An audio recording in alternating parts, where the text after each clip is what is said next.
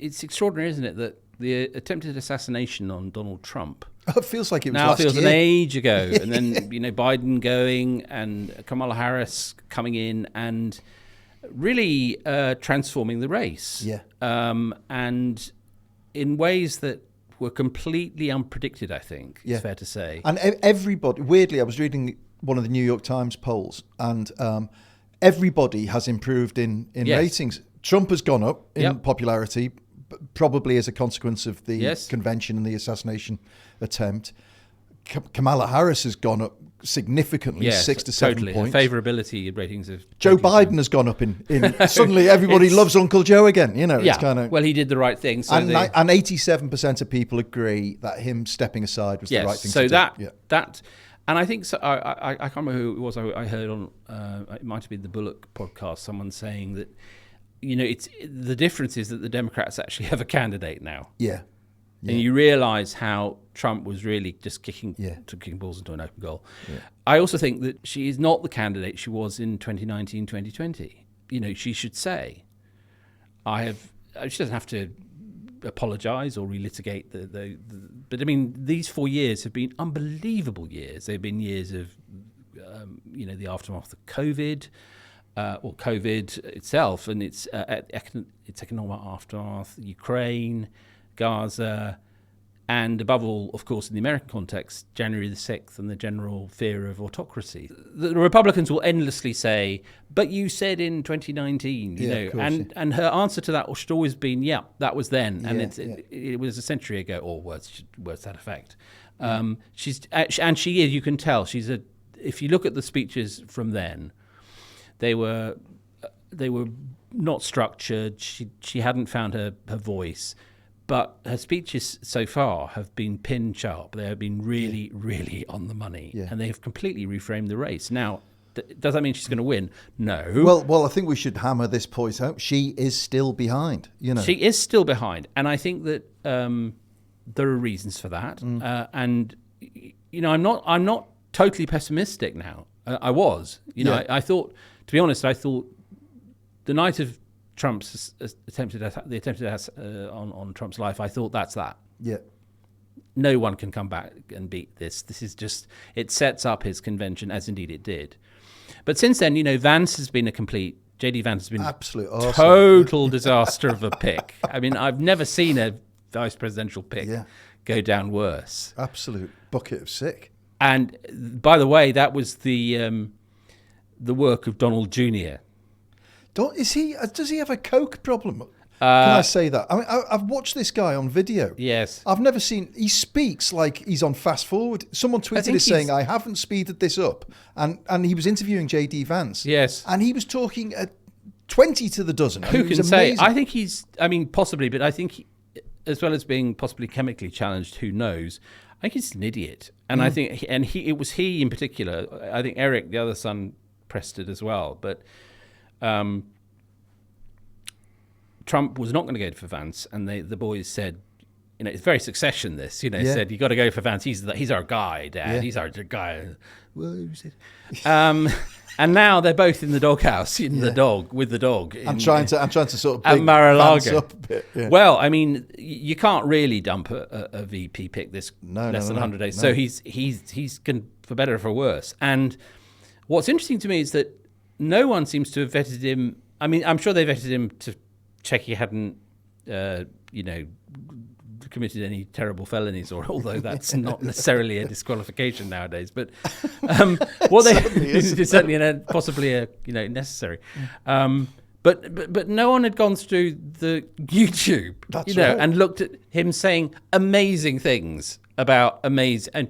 This weird fixation he has with babies, and people without children, and it's all a bit creepy. I mean, where it actually there is some kind of alarming substance to it is that Vance believes, he said it in his speech in Milwaukee at the convention. He said, a nation is not just an idea. It's a group of people and traditions. And this is a very coded way of saying, blood and soil. Yeah, no, totally.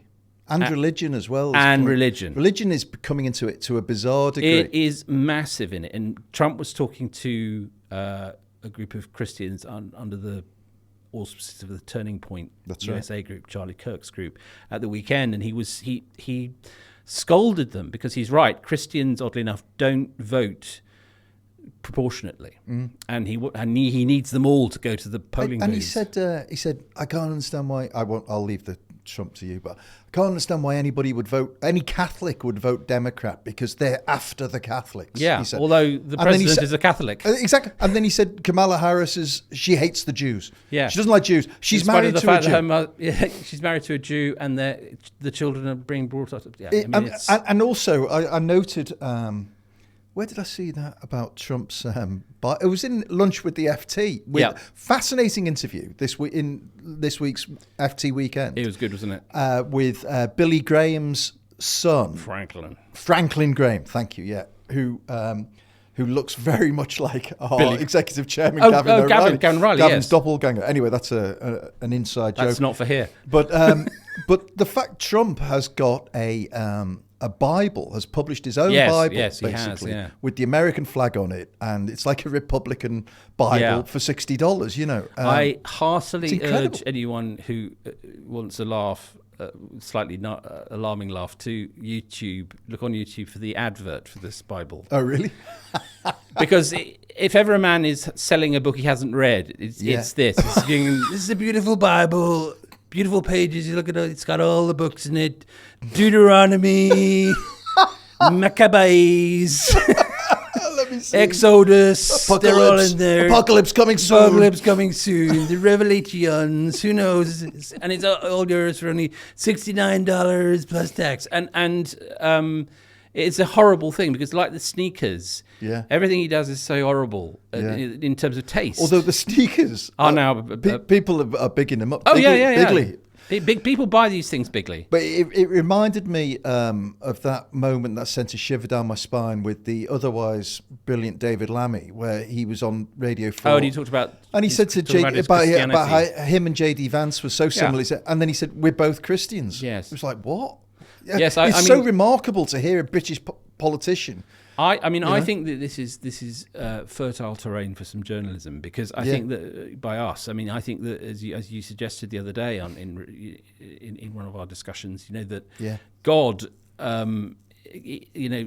as Alistair Campbell famously said, we don't do God. God does us, and I think that it's a fascinating thing, because if you look back to what was called the New Atheism of the so-called Four Horsemen of the Apocalypse, Christopher Hitchens, Daniel Dennett, Richard Dawkins and Sam Harris. And there was a moment when it seemed that secularism was taking hold. And that really isn't true anymore. And it's a very odd reflection that we're now heading into the second quarter of the 21st century. Yeah.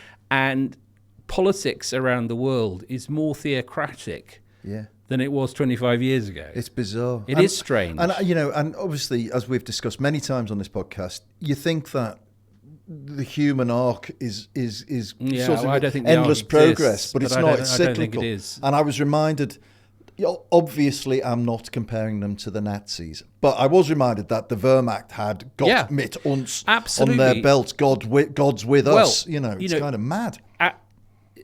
It's funny that Trump says that he only survived thanks to divine intervention, right? Like God, there's a God up there saying, "No, Donald, you will not die today." Yeah, I mean, what kind of fireman's going to get it? What kind of God does that, right? I mean, it's ridiculous, but it plays into a narrative. And I think what's interesting about the Trump and God stuff is that I think when he first cut his deal with the Evangelical Coalition in 2016, it was entirely cynical.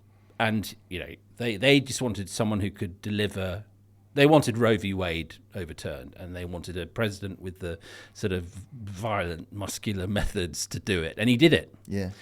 But I think since then, and it's a while back, it's 8 years ago, I think he's come to believe it. And I think he does now sort of half believe that he is the Messiah. Yeah. Well, we've got a brilliant edition coming up this Wednesday for subscribers and Thursday in the shops on Project 2025. Lots of Very good stuff. Lots of very scary. Project US 2025 politics, is really something to really which be scared James of. Ball, our political editor, has written. Yeah. It's such a good subject because, as Kamala Harris said, can you believe these guys put it down on paper? Yeah, no, absolutely. And it is all there on paper, and it's an astonishing document. Absolutely. And it really, it's funny because I've stopped recommending. I always used to recommend to students who asked, what's the one kind of book to get me thinking about political matters imaginatively. I always used to say 1984 because it's all in there. Yeah. But I now say The Handmaid's Tale. Right. Yeah. Because This actually, is the new reality. Yeah. the nationalist, nativist, religious right that is now the problem is much closer to the Gilead that Margaret Atwood described in The Handmaid's Tale than the world that George Orwell described in 1984. An interesting fact: the one group, the one demographic that has gone way down for Kamala Harris since she assumed the candidacy is white working class males. Yeah. They have said no over our dead bodies. She's down 6 or 7 points on Joe Biden there. So there's a clear message of anybody but a woman. Yes, that is, and that's very important because unexpectedly, but undoubtedly, the group that deserted Trump most between 2016 and 2020 was, oddly enough, white men. So in order to get back to 2016 proportions, he needs to get white men back. Amazing. Well, maybe this will help him. Yeah, I mean, this is why it is, as you know, and we've said often before, American politics, because of the Electoral College, is absurdly tightly geared. I mean, 10,000 votes here, 30,000 votes there. A race can hang on so few votes. So it's very hard to look just at aggregate numbers and say 10% of white voters. These are meaningless. Yeah. But it does mean, I think I'm thrilled that we're where we are now compared to where we were. Yeah. But I think it is way premature to assume that we don't have a second Donald Trump term coming. For sure. Who do you reckon her VP pick will be? Well, I'm a big fan of Shapiro. Josh Shapiro, governor of Pennsylvania. Yeah, because I think Pennsylvania, he's very, very good, and he's 51, which would make them both a sort of Gen X ticket. Although I think she might go for the astronaut, who I think is also great. Yeah. Kelly, the husband of Gabby Giffords. Gabby Giffords' husband. Astronaut, Arizona. Very Arizona. And the Sun Belt is also important for them. But it is the case that she can't win without Pennsylvania, Michigan, and Wisconsin. That's right. And I think the most compelling line that Biden came up with in his handing the torch over speech was that it's time for a younger generation. Yeah. And they've got to hammer that again, because like we've said, Trump now looks like the old guy. Yeah, I mean, the best line she's come up with is "We're not going back." Yeah, I think that is actually now. I mean, it is as good a slogan. As "Take back control" or "Get Brexit done." What's that thing she keeps saying is mocked wildly for about the what can be unburdened by what it means is simply, you can start again. You can start again. Yeah. And then there's the coconut tree one about, which I like actually, which is, do you think her mum used to say, do you think you fell out of a coconut tree? Yeah.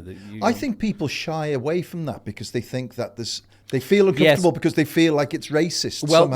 there is a the reason I think specifically is that in America, a coconut is a racist a term, slur, meaning someone who is actually sort of white on the a person of color who's white on the inside. Like O.J. Simpson was accused always of called being a coconut, but that's not what it means at all. So there's the wonderful expression now, if you've fallen for Kamala as the next president, of being coconut pilled. So the jargon of politics has now gone completely off the thing. That'll be in the Webster's Dictionary. But look, it's going to be. I mean, what is for certain is she wants to win. Yeah, and it's not Hillary again, because with great respect to Hillary Clinton, she is 100 times. She has got celebrity wattage of a sort that. Well, funnily enough, she's got Obama-style celebrity. Yeah, she has. I mean, I think half of Obama had always seen her as a natural successor. Yeah, and had hoped that she would do better than she did in the 2020 race, but she fell out before the primaries began. Right, lots to come. We'll be revisiting this on a weekly basis, I am sure. Absolutely. Thank you for listening to us. If you enjoyed the show, please follow us wherever you get your podcasts. If you like the show, you'll love the New European, so do subscribe with the /2Matts link, which will be in the show notes. They are the best prices you'll get, and it's a bloody bargain. So please, total bargain. Subscribe and support our journalism. Thanks as ever to our production team at Rethink Audio, led by Matt Hill. And get any questions in, any feedback to 2mats@tnepublishing.com. And we'll see you on Friday. Have a great week. Have a great week.